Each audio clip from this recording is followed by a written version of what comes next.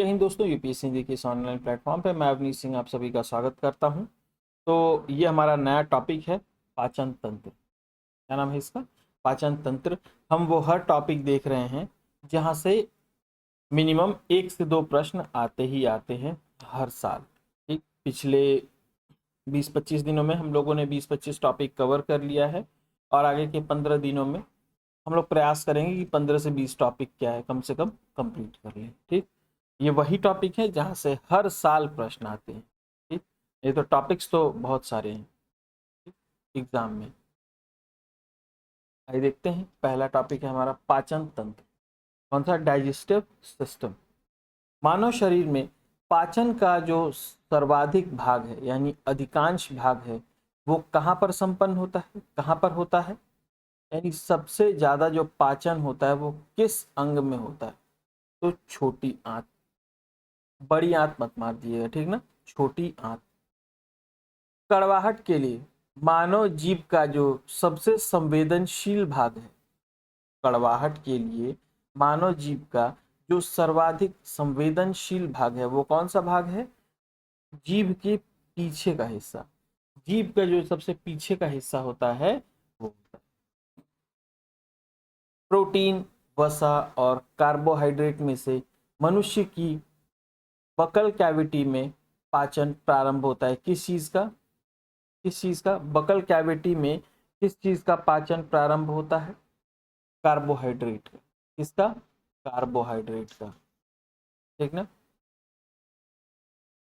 Next है starch, protein, रेशे और वसा। वसा यानी कि फैट में से जिसके पाचन में लार सबसे ज्यादा सहयोग करता है यानी सलाइवा।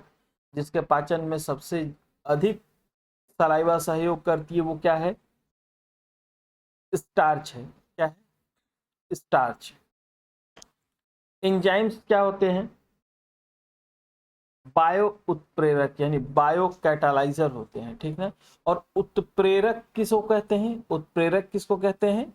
जैसे जो काम को और तेजी से करने में मदद करे। जैसे मान ली किसी चीज को पचाना है, किसी चीज को, भोजन को पचाना है तो एक दबाती है यूनि एंजाइम। कुछ ऐसे स्पेलिंग होता है यूनि एंजाइम।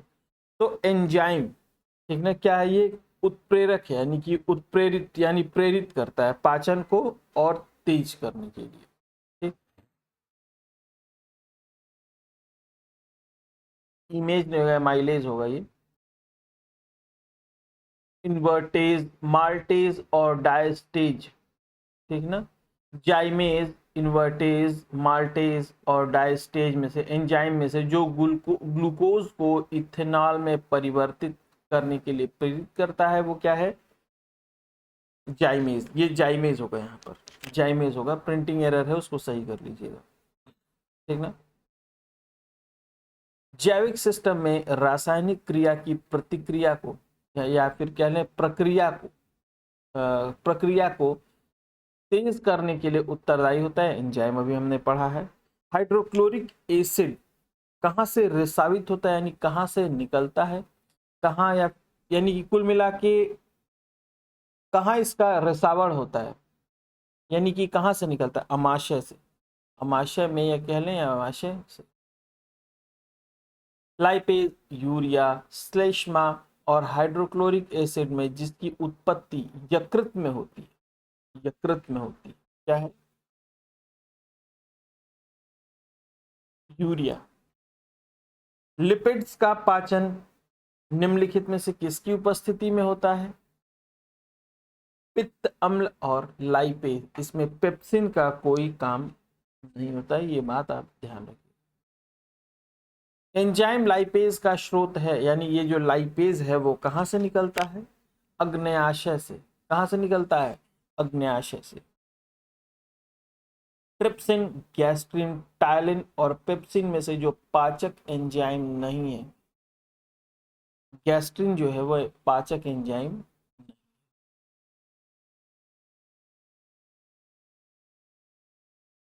मानव शरीर में प्रोटीन का पाचन कहां प्रारंभ होता है?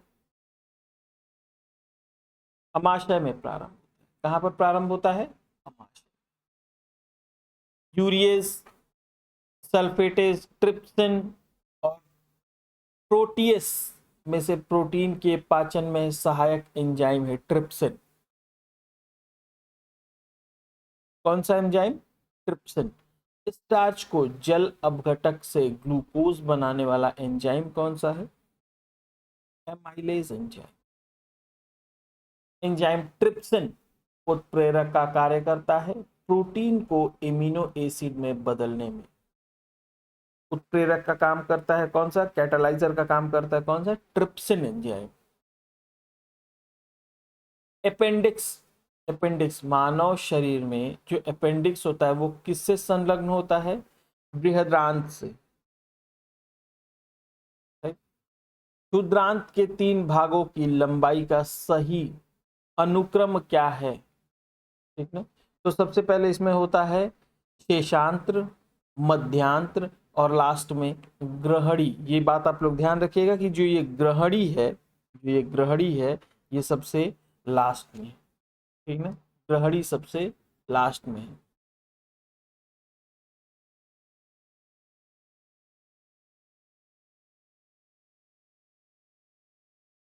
एंजाइम तथा उसके कार्यों का सही जोड़ा क्या है? ई कोलाई प्रतिबंधित डीएनए को वशिष्ठ स्थलों से काटने के लिए, ये छोड़ दें भैया, कुछ प्रिंटिंग एरर है यहाँ पे। प्रोटीन स्टार्च और रेशे में से लार की सहायता से पच जाता है। स्टार्च कई बार हम लोग 2-3 बार पढ़ चुके इसको।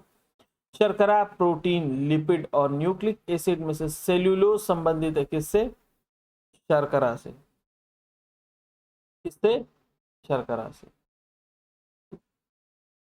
मानव शरीर सेल्यूलोज के पाचन में असक्षम है। सही बात है। मानव शरीर में स्टार्च अपघटक एंजाइम डायस्टेज विद्यमान रहता है। बात सही है। लेकिन इन दोनों का एक दूसरे से कोई लेना देना नहीं है, तो इस सही स्पष्टीकरण ये जो है, ठीक। शरीर में अतिरिक्त ग्लूकोज ग्लाइकोजन में परिवर्तित होकर किस स्थान पर सुरक्षित रहता है या भंडारित रहता है? तो क्या होगा आपका उत्तर? यकृत। मानव शरीर की सबसे बड़ी ग्रंथि कौन सी है? मानव शरीर की सबसे बड़ी ग्रंथि कौन सी है? यकृत है। कौन सी ग्रंथि है? यकृत। प्लीहा, अग्न्याशय, अपेंडिक्स और पित्ताशय अंगों में से पित्त का संचय होता है कहां पर? पित्ताशय में। कहां पर? पित्ताशय में। शरीर के जिस भाग में पित्त का निर्माण होता है, यकृत है।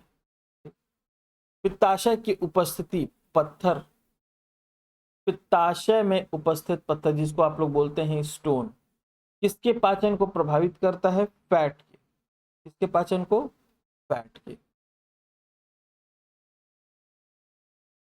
HCl की मौजूदगी की अनुक्रिया के रूप में ग्रहणी से सिक्रेटिन उत्पन्न होता है, ठीक ना।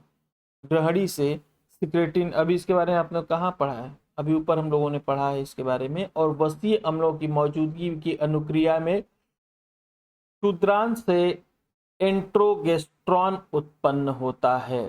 तो जो ये सिक्रेटिन है वो कहाँ से उत्पन्न होता है? ग्रहणी से। और एस्ट्रोगेस्ट्रॉन कहाँ से उत्पन्न होता है? क्षुद्रांत। तो कौन कहाँ से उत्पन्न होता है, ये बात आप लोग ध्यान रखिएगा। पेप्सिन, लैक्टेस, यूरियस और जाइमेज में से वह एंजाइम जो प्रोटीन को एमिनो एसिड में विघटित करता है,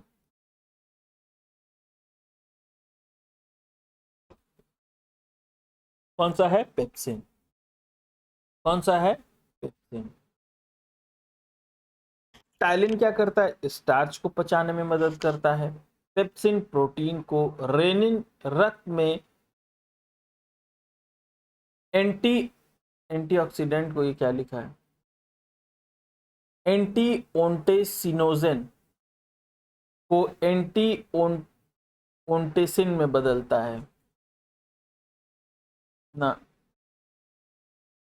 चलिए, ऑक्सीटोसिन क्या करता है? ऑक्सीटोसिन स्मूथ मसल्स को के सिकुड़न को प्रेरित करता है, ठीक है। स्मूथ मसल्स के सिकुड़न को प्रेरित करता है, यही ऑक्सीटोसिन है जो आपका हैप्पीनेस हार्मोन है। जो आप मतलब खुश होते हैं तो ये रिलीज होता है ऑक्सीटोसिन। ये जब माँ अपने बच्चे को दूध पिलाती है तब भी ऑक्सीटोसिन हार्मोन रिलीज होता है। जब आप मतलब माँ अपने पुत्र को चूमती है तब भी ये रिलीज होता है, ठीक ना, ऑक्सीटोसिन हार्मोन। यानी जब आप खुश होते हैं, ऑक्सीटोसिन हार्मोन अगर आपको हमेशा रिलीज होता रहे, कुछ ना कुछ आप ऐसे करते रहें, मुस्कुराते रहें, इसीलिए बोला जाता है मुस्कुराते रहें और हंसते रहें, ताकि ये ऑक्सीटोसिन हार्मोन जब तक रिलीज होता रहेगा ये आपको कई सारे बीमारियों से बचाता है, ठीक? कई सारे मानसिक पीड़ा से आपको बचाता है। कैरोटीन क्या है? विटामिन है। Pepsin enzyme. टेस्टोस्टेरोन क्या है? हार्मोन है। प्रोजेस्टेरोन क्या है? हार्मोन है। केरेटिन प्रोटीन है।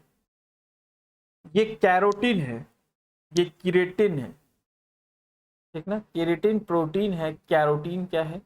विटामिन है। दक्ष शर्करा, ग्लूकोज क्या है? द्राक्ष शर्करा। फ्रक्टोज फलों में पाए जाने वाला शर्करा है। लैक्टोज दूध में पाए जाने वाला शर्करा है। और सुक्रोज क्या है? चीनी में पाए जाने वाला शर्करा है। एक हमारा छोटा सा टॉपिक है प्रकाश संश्लेषण, उसको भी देख लेते हैं। यहाँ से भी ये भी इम्पोर्टेंट है, ठीक। ये टॉपिक थोड़ा छोटा था तो मैंने इसको भी कवर कर लिया, प्रकाश संश्लेषण वाले टॉपिक को। क्लोरोफिल में लोहा, तांबा, मैंगनीज और मैग्नीशियम में से जो तत्व नहीं पाया जाता है वो कौन सा तत्व है? मैग्नीशियम। कौन सा तत्व है? मैग्नीशियम। क्लोरोप्लास्ट का वह लक्षण जो उसे स्व प्राकृतिक के योग्य बनाता है? आरएनए, आरएनए और डीएनए दोनों की उपस्थिति।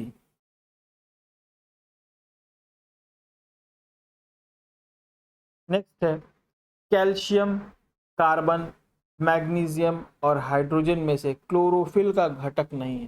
जो क्लोरोफिल का घटक नहीं है वो कौन सा है? कैल्शियम। प्रकाश संश्लेषण का उपोत्पाद है, या उपोत्पाद यानी एज अ प्रोडक्ट निकलता है उसमें से, ठीक ना। प्रकाश संश्लेषण में ऑक्सीजन, पौधे क्या करते हैं? कार्बन डाइऑक्साइड लेते हैं और ऑक्सीजन छोड़ते हैं, तो ये क्या हो गया? उपोत्पाद बोलते हैं इसको हिंदी में, ठीक है। प्रकाश संश्लेषण के दौरान हरे पौधे अवशोषित करते हैं क्या? अभी मैंने बताया है कार्बन डाइऑक्साइड। कार्बन डाइऑक्साइड लेते हैं और ऑक्सीजन छोड़ते हैं, ठीक ना। हरे पौधे द्वारा प्रकाश संश्लेषण प्रक्रिया में प्रयुक्त सौर ऊर्जा का रूपांतरण होता है रासायनिक ऊर्जा के रूप। किस ऊर्जा के रूप में? रासायनिक ऊर्जा के रूप में। प्रकाश संश्लेषण प्रक्रिया के लिए सूर्य सूर्य का प्रकाश, ऑक्सीजन, जल, CO2 की उपस्थिति, किसकी उपस्थिति आवश्यक नहीं है? ऑक्सीजन की। ऑक्सीजन इसको नहीं चाहिए तो खुद ही छोड़ता है ऑक्सीजन, ठीक। प्रकाश संश्लेषण से उत्पन्न ऑक्सीजन कहाँ से आती है? जो वो जल लेता है उसी को क्या करता है? ऑक्सीजन में कन्वर्ट कर देता है उसी को। प्रकाश के प्रकारों में पौधों द्वारा तीव्र अवशोषण होता है। कौन से दो प्रकाश का जो है सबसे ज्यादा अवशोषण होता है सबसे तेजी से? नीले और लाल रंग के प्रकाश का। घास, शैवाल, वृक्ष और धान की खेती पृथ्वी पर अधिकांश ऑक्सीजन उत्पादित करते कौन? शैवाल। सर्वाधिक ऑक्सीजन कौन उत्पादन करते हैं? शैवाल। प्रकाश संश्लेषण होता है दिन अथवा रात्रि दोनों में, ठीक ना, लेकिन ज्यादातर कब होता है? दिन में होता है। वह प्रक्रिया जिसके द्वारा पौधे और वृक्ष अपना भोजन तैयार करते हैं वो क्या कहलाता है? फोटोसिंथेसिस। प्रकाश संश्लेषण होता है कहाँ पर? क्लोरोप्लास्ट में, ठीक ना। सर्वाधिक क्रियाशील यहाँ पे लाल दिया हुआ है। प्रकाश संश्लेषण में सूर्य के जिन रश्मियों का पर्णहरित द्वारा सर्वाधिक उपयोग किया जाता है? लाल और नीला। वही प्रश्न बार बार है, ठीक है। हाँ, ये ध्यान रखिएगा कृत्रिम आर्टिफिशियल लाइट में भी जो है प्रकाश संश्लेषण फोटोसिंथेसिस किया जा सकता है। प्रकाश ऊर्जा का रासायनिक ऊर्जा में रूपांतरण होता है ये प्रकाश संश्लेषण क्रिया द्वारा, जब प्रकाश संश्लेषण होता है तब, ठीक ना। प्रकाश संश्लेषण की प्रक्रिया में एटीपी के अणु ग्लूकोज के प्रत्येक अणु को संश्लेषण में शामिल करते हैं, ठीक ना। क्लोरेला, बाघ, केचुआ और कुसकुहा में से जो अधिकतम कुशलता पूर्वक और ऊर्जा को रासायनिक ऊर्जा में परिवर्तित करता है कौन है? क्लोरेला। क्लोरेला। पौधों की जड़ों का कार्य नहीं, ये तो पत्तियों में होता है ना प्रकाश संश्लेषण। पृथ्वी के कार्बन चक्र में कार्बन डाइऑक्साइड की मात्रा को नहीं बढ़ाता है। प्रकाश संश्लेषण, ये तो कार्बन डाइऑक्साइड को सोखता है ना, CO2 को सोखता है। रात के समय में ये सलाह दिया जाए कि पेड़ के नीचे न सोएं, क्योंकि पेड़ कार्बन डाइऑक्साइड ही मुक्त करते, कार्बन डाइऑक्साइड छोड़ने लगते हैं। कवक में नहीं पाया जाता है पर्णहरित, क्लोरोप्लास्ट। क्लोरोप्लास्ट ये ना इंग्लिश इसका, पर्णहरित एक बार देख लीजिएगा आप, ठीक। पर्णहरित क्लोरोप्लास्ट को ही बोलते हैं, सॉरी क्लोरोफिल, क्लोरोफिल है, माफ कीजिएगा, पर्णहरित क्लोरोफिल है। ये हिंदी इंग्लिश वाला थोड़ा साइंस में जो है ये दिक्कत करता है, क्लोरोफिल है, ठीक है ना, इसको ध्यान रखिएगा आप लोग। तो आज के लिए इतना ही, जय हिंद, ठीक।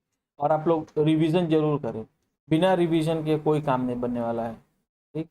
सारे वीडियो को एक साथ उठाएं और देख डालें, 4-5 घंटे 6 घंटे लगेंगे, सब उठा के एक साथ देख डालें, 10 घंटे लगेंगे यही ना, लेकिन देखें जरूर, ठीक ना, एक बार देख जाइए सारे वीडियो को पुनः।